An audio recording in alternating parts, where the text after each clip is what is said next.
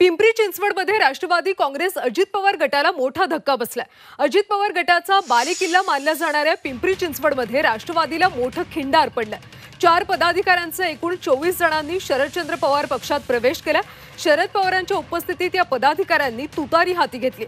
काल या सर्व नेत्यांनी आणि पदाधिकाऱ्यांनी आपले राजीनामे प्रदेशाध्यक्ष सुनील तटकरे यांच्याकडे सोपवले होते। विधानसभा निवडणुकीच्या पार्श्वभूमीवर पदाधिकाऱ्यांनी सोडलेली साथ अजित पवारांना मोठा धक्का मानला जाते।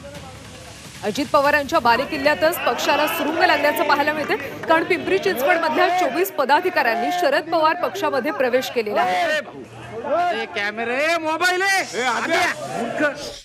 दादांनी निर्णय घेतला पिंपरी चिंचवडमध्ये आदरणीय पवार साहेब आणि दादा या दोघांचं नेतृत्व गेल्या अनेक वर्षापासून आहे आणि त्यावेळेस आम्ही खरं म्हणजे आमच्या सगळ्यांसाठी तो खूप कटू अनुभव होता, परंतु सातत्याने आमच्या सगळ्यांच्या मनामध्ये ही भावना होती आणि पुन्हा एकदा आम्ही सगळेजण साहेबांबरोबर या ठिकाणी यायचा निर्णय केलेला आहे।